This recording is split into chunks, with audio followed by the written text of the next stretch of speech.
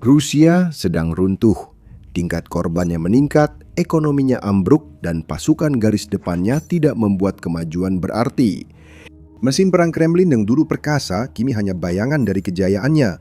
Dan meskipun berada ratusan mil dari medan perang, Moskwa tetap merasakan tekanannya. Di sana, di jantung Rusia sendiri, para pejabat Kremlin, nasionalis garis keras, bahkan Presiden Vladimir Putin tidak lagi bisa bersembunyi dari kenyataan pahit yang menatap mereka langsung di wajah. Keadaan dengan cepat berbalik menguntungkan Ukraina, dan Rusia semakin mendekati salah satu kekalahan strategis paling memalukan dan mahal yang pernah disaksikan dunia. Vladimir Putin tak pernah menyangka ini akan terjadi. Pada hari-hari dan minggu-minggu awal perang pada tahun 2022, pasukannya bertindak sesuai harapannya. Mereka maju melintasi perbatasan dari utara, timur, dan selatan ke Ukraina dan merebut wilayah dengan kecepatan yang relatif cepat. Kota-kota besar dan kecil di Ukraina segera jatuh dan pasukan Kremlin bahkan mulai bergerak sangat dekat ke ibu kota negara itu, Kiev. Pada satu tahap di akhir Maret 2022, Rusia menduduki sekitar 27% wilayah Ukraina. Putin mungkin sudah menyiapkan sampannya karena tampaknya pasukannya yang jauh lebih besar akan terus menghancurkan lawannya. Sepertinya hanya tinggal menunggu waktu sampai keempat wilayah timur yang awalnya menjadi target Putin, yaitu Donetsk, Luhansk, Kherson, dan Zaporizhia, sepenuhnya jatuh ke dalam kendalinya. Dan sekarang kita tahu bahwa itu tidak terjadi. Karena yang sebenarnya terjadi adalah kinerja tentara Rusia mencapai puncaknya pada Maret 2022. Dalam bulan-bulan berikutnya, segalanya berubah. Dengan bantuan sekutunya di seluruh dunia barat, Ukraina mengatur upaya serangan balasan besar-besaran, merebut kembali ribuan mil persegi wilayah yang hilang, memaksa Rusia sepenuhnya keluar dari beberapa wilayah, dan akhirnya menstabilkan garis depan. Kendali Rusia menurun dari 27% hingga sekitar 18% pada akhir tahun 2022.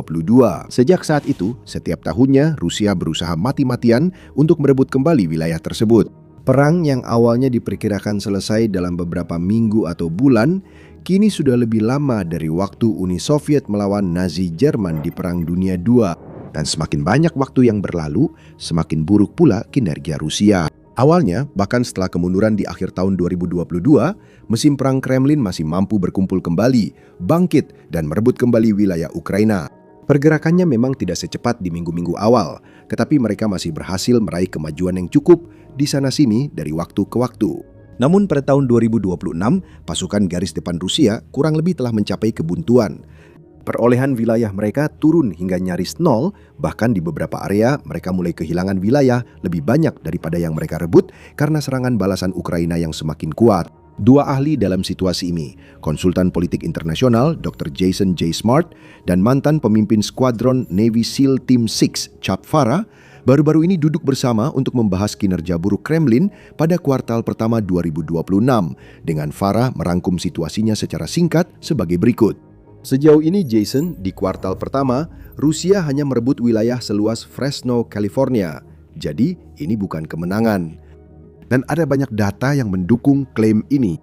Sebuah laporan dari Institute for the Study of War, ISW, misalnya, yang diterbitkan pada 31 Maret 2026, menemukan hal tersebut. Kemajuan Rusia melambat cukup drastis pada tahap akhir tahun 2025 dan memasuki awal 2026, dengan beberapa bulan pertama tahun 2026 mengalami penurunan yang drastis. Pasukan Rusia maju dengan rata-rata 5,5 km persegi per hari dalam 3 bulan pertama tahun 2026, dibandingkan dengan rata-rata 11,06 km persegi per hari dalam 3 bulan pertama tahun 2025. Melihat lebih jauh ke dalam angka-angka tersebut, data menunjukkan bahwa Rusia memperoleh wilayah sekitar 319 km persegi atau 123 mil persegi pada bulan Januari. Bulan Februari mengalami penurunan besar, dengan pasukan Kremlin hanya maju sejauh 123 km persegi atau 47 mil persegi. Itu merupakan kemajuan terkecil sejak April 2024. Februari 2026 patut dicatat karena pasukan Ukraina merebut lebih banyak wilayah daripada yang hilang.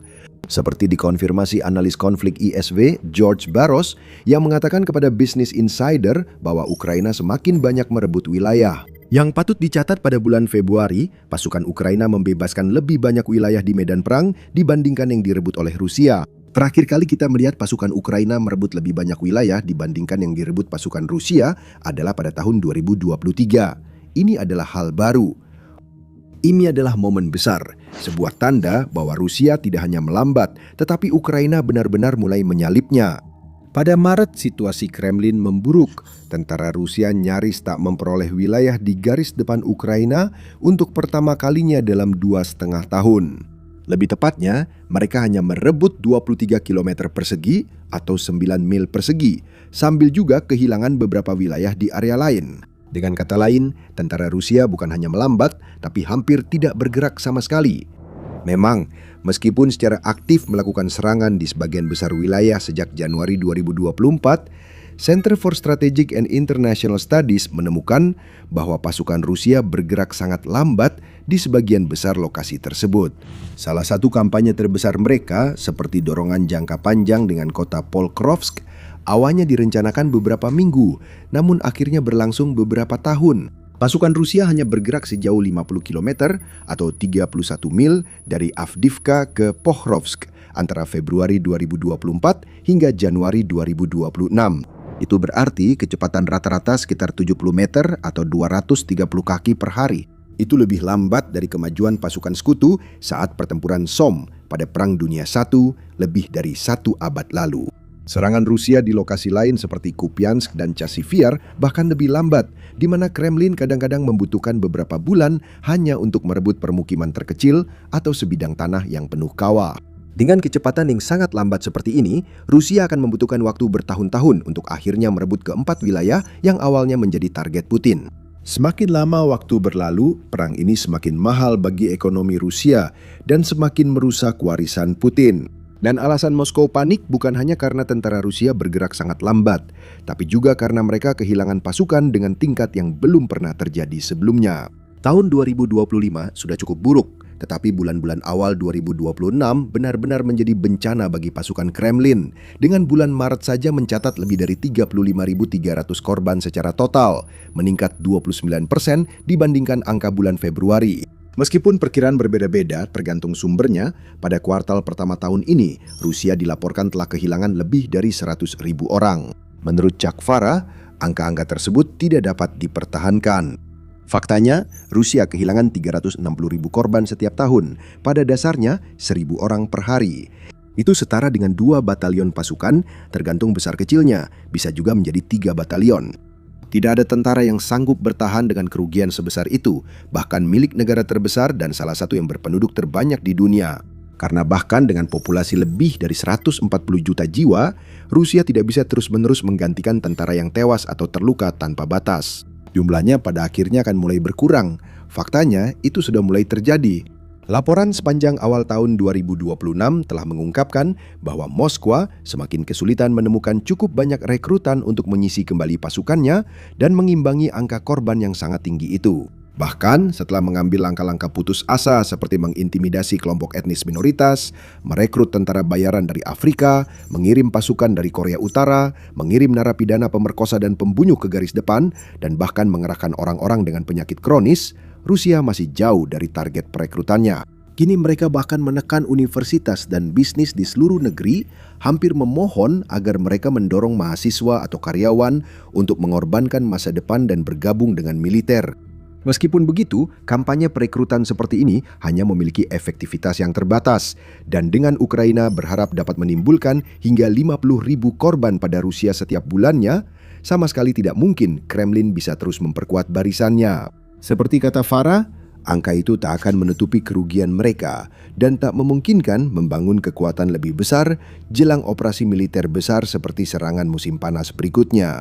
Smart setuju dan menunjukkan bahwa ketika kita melihat tingkat korban dikombinasikan dengan kemajuan pasukan garis depan yang sangat lambat, Rusia kini kehilangan sekitar 316 tentara per kilometer persegi di wilayah Donetsk.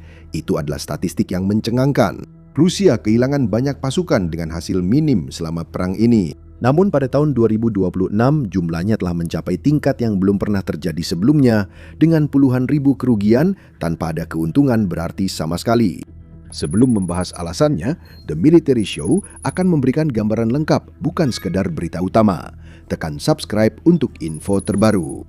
Bukan hanya satu alasan yang menyebabkan kesulitan Rusia pada 2026, melainkan jaringan elemen saling terkait yang perlahan menyeret pasukan Kremlin ke titik terendah. Farah menyoroti bagaimana tentara Moskow telah kehilangan banyak persenjataan lapis baja selama perang ini. Rusia telah kehilangan lebih dari 11.000 tank. Jumlah ini 5 kali lebih banyak dari jumlah tank yang dimiliki oleh seluruh mitra NATO Eropa jika digabungkan. Dia melanjutkan dengan mencatat bahwa bahkan persediaan besar lapis baja era Soviet milik Rusia kini terus terkuras besar-besaran, namun belum habis, dengan ratusan varian T-72 dan T-80 masih aktif digunakan dan sedang menjalani perbaikan. Dan tanpa jumlah model yang lebih baru atau lebih canggih yang memadai, mesin perang Kremlin semakin terpaksa mengandalkan platform lama seperti T-62 yang benar-benar merupakan peninggalan dari awal tahun 1960-an. Seperti kata Farah, tank ini diperkenalkan kepada pemimpin perang dingin seperti Presiden John F. Kennedy saat peluncuran awal, di masa ikon budaya seperti Elvis Presley bertugas di Eropa di tengah ketegangan Timur Barat, meski kekhawatiran Elvis lebih pada kehilangan ketenaran daripada soal senjata. Setua dan seketinggalan zaman itulah tank itu. Ini adalah kecaman keras terhadap apa yang seharusnya menjadi salah satu negara adidaya militer terkemuka di dunia jika tank terbaik yang bisa mereka kerahkan adalah sesuatu yang seharusnya berada di museum, bukan di medan perang. Dan tanpa tank atau kendaraan lapis baja lain dalam jumlah besar, tidak heran garis depan Rusia runtuh. Kamu tidak bisa menaklukkan wilayah luas atau kota hanya dengan sedikit tentara. Kamu perlu kendaraan lapis baja. Kita butuh kendaraan besar dan kuat yang bisa menghancurkan benteng, membuat lubang di garis pertahanan, menembus posisi pertahanan, dan membuka jalan bagi pasukan untuk maju dan merebut wilayah. Rusia tidak punya itu. Mereka hanya memiliki nyaris hanya pasukan bunuh diri, tiap kelompok 15-20 tentara. Dilempar ke mesin pembantai, diperintahkan maju ke zona maut yang diperebutkan, di mana operator drone Ukraina, artileri, penembak jitu, dan spesialis lain bisa menghabisi mereka dengan sangat mudah. Masalah lain adalah bahwa unit penyerang Rusia pada tahun 2026 jauh dari kondisi mereka saat awal perang. Saat itu tentara Kremlin mayoritas adalah tentara sejati, pria-pria yang mendedikasikan hidupnya untuk militer. Pria-pria yang memiliki pengalaman bertahun-tahun dalam pertempuran, yang tahu cara menggunakan senjata dan kendaraan yang mereka miliki, yang mampu tetap tenang di bawah tekanan dan percaya diri dalam situasi pertempuran karena mereka sudah pernah menghadapi situasi seperti itu sebelumnya. Mereka benar-benar ingin berjuang untuk tanah air dan yakin dengan apa yang mereka lakukan. Saat ini ceritanya sangat berbeda, karena seiring berjalannya waktu, begitu banyak dari para tentara karir generasi awal itu yang telah terluka atau tewas di Ukraina. Dan orang-orang yang menggantikan mereka tidak memiliki standar yang sama. Seperti yang telah disebutkan sebelumnya, tentara Rusia saat ini sebagian besar terdiri dari narapidana, orang-orang yang sakit-sakitan atau lemah, orang-orang yang dipaksa atau diperas untuk mendaftar, atau orang-orang yang hanya ada di sana demi uang. Diiming-imingi dengan janji pembayaran besar dan gaji tinggi untuk membantu mendukung orang yang mereka cintai di kampung halaman. Mereka bukan tentara keril dan tidak benar-benar rela mempertaruhkan nyawa demi ibu pertiwi Rusia. Mereka adalah orang-orang yang pada akhirnya sama sekali tidak ingin berada di garis depan. Orang-orang yang lebih memilih berada di tempat lain seringkali akan memanfaatkan kesempatan untuk menyerah, kabur dari dinas, atau menghindari dikirim dalam serangan bunuh diri Kremlin. Farah menambahkan, tentara ini juga tidak dilatih atau dipersiapkan dengan baik untuk menghadapi situasi di garis depan. Dia menyatakan Rusia memasuki fenomena militer berbahaya yang tidak dapat dipulihkan, di mana mereka tak sempat melatih tentaranya, sehingga warga sipil yang dikirim ke medan perang Ukraina tak punya keterampilan dasar untuk bertahan hidup dalam pertempuran. Mantan pemimpin Skuadron SEAL Team 6 menyebutkan video yang menunjukkan hingga 20 tentara Rusia berdiri berkelompok di hutan sebelum drone thermal Ukraina menemukan dan memburu mereka. Dia melanjutkan dengan mengatakan bahwa seringkali para rekrutan baru ini sama sekali tidak tahu harus berbuat apa atau kemana harus pergi ketika mereka sampai di garis depan, dengan beberapa di antaranya hanya berjalan tanpa tujuan dan tersesat. Akibatnya, moral juga menurun dengan cepat, dan itu penting karena moral adalah salah satu ukuran yang tak terlihat namun sangat penting dalam keberhasilan setiap konflik jangka panjang. Jika prajurit percaya diri, termotivasi dan terinspirasi pemimpin, mereka lebih siap memberikan segalanya dalam operasi, sehingga kemajuan besar di medan perang bisa diraih meski peluang kecil. Di sisi lain, ketika Anda memiliki pasukan yang kecewa, ketakutan, dan hampir sepenuhnya memikirkan keselamatan diri sendiri daripada upaya bersama, mereka tidak akan mau berjuang habis-habisan atau mati demi negara mereka. Mereka akan mencari jalan keluar apapun dan melakukan apa yang menurut mereka terbaik untuk diri mereka sendiri, bukan untuk kepentingan tentara. Seperti kata Jason Smart, makin banyak tentara melakukan desersi karena pasukan Rusia enggan bertahan lebih lama di zona pertempuran garis depan yang mengerikan. Ini benar-benar kabar buruk bagi para petinggi di Moskow yang menghadapi tantangan yang tak lagi bisa mereka atasi. Masalahnya bukan hanya di garis depan, tapi di seluruh Rusia, di mana dampak perang kini makin terasa. Menurut Smart, 35 wilayah berbeda di Rusia kini kesulitan memenuhi kebutuhan karena mereka harus mengeluarkan begitu banyak uang untuk insentif pendaftaran satu kali dan bonus perekrutan. Semakin banyak pejabat di seluruh negeri harus menghabiskan waktu, dana, dan sumber daya terbatas untuk meyakinkan warga sipil yang enggan mendaftar untuk perang yang tak ingin mereka ikuti. Daripada berinvestasi pada layanan penting seperti pendidikan, kesehatan, dan pemeliharaan jalan, kota, serta wilayah mereka. Akibatnya, kehidupan di Rusia kian memburuk. Semakin banyak orang yang harus melihat orang tercinta mereka dikirim ke Ukraina untuk mati. Kini semakin banyak keluarga Rusia memiliki setidaknya satu anggota yang tewas atau terluka akibat perang. Namun, mereka juga harus mengeluarkan lebih banyak uang untuk kebutuhan harian sambil menghadapi layanan publik yang memburuk. ISW mencatat jajak pendapat milik negara di Rusia perlahan menunjukkan ketidakpuasan publik yang makin meningkat terhadap Presiden Vladimir Putin. Jajak pendapat tersebut, meskipun dilakukan dan dipublikasikan oleh lembaga media milik Kremlin, menunjukkan bahwa tingkat persetujuan terhadap Putin menurun selama 6 minggu berturut-turut dari 12 Maret hingga 12 April dari 72,9% turun menjadi 66,7%. Kepercayaan publik terhadap Putin menurun, begitu juga popularitas partainya Rusia Bersatu. Jajak pendapat juga menunjukkan bahwa lebih dari 60% warga Rusia memiliki pendapat negatif tentang situasi politik saat ini di negara mereka, dan sebagian besar sangat ingin perang segera diakhiri. Ini adalah tanda yang sangat jelas ketika bahkan media corong Kremlin sendiri secara terbuka mengakui bahwa rakyat tidak puas. Ini adalah alasan lain mengapa Moskow saat ini dilanda kepanikan, dengan sekutu, penasihat, dan komandan Putin bertanya-tanya kemana mereka harus melangkah selanjutnya. Namun situasinya mungkin akan menjadi lebih buruk lagi. Karena sementara Rusia sedang bersiap untuk serangan musim panas lagi, di mana Kremlin berharap meski peluangnya kecil, pasukan mereka dapat maju dan memanfaatkan kondisi cuaca hangat untuk merebut wilayah, faktanya adalah Ukraina semakin kuat dari waktu ke waktu. Bahkan, menurut para ahli seperti Farah, justru pasukan Kiev, bukan Moskow, yang kemungkinan besar akan menikmati periode musim panas yang relatif sukses. Saya rasa pada akhirnya, Ukraina akan berhasil menerobos pertahanan mereka. Mantan anggota SEAL tersebut kemudian menyebutkan beberapa contoh keberhasilan Ukraina yang patut dikenang dan mungkin bisa diulangi oleh pasukan Kiev. Seperti di Kherson pada tahun 2024 ketika Ukraina berhasil mendorong pasukan Rusia mundur hingga menyeberangi sungai Dnieper. Atau di Kharkiv dan sekitarnya di utara, di mana pasukan Ukraina sekali lagi memaksa Rusia mundur sepenuhnya dari Oblast Sumy. Farah menyimpulkan bahwa hal yang sama persis bisa terjadi dalam waktu dekat. Mengutip lemahnya struktur komando, ketidakmampuan dan korupsi perwira, serta minimnya sumber daya militer selain amunisi senapan sebagai alasan utama runtuhnya Rusia yang akan segera terjadi.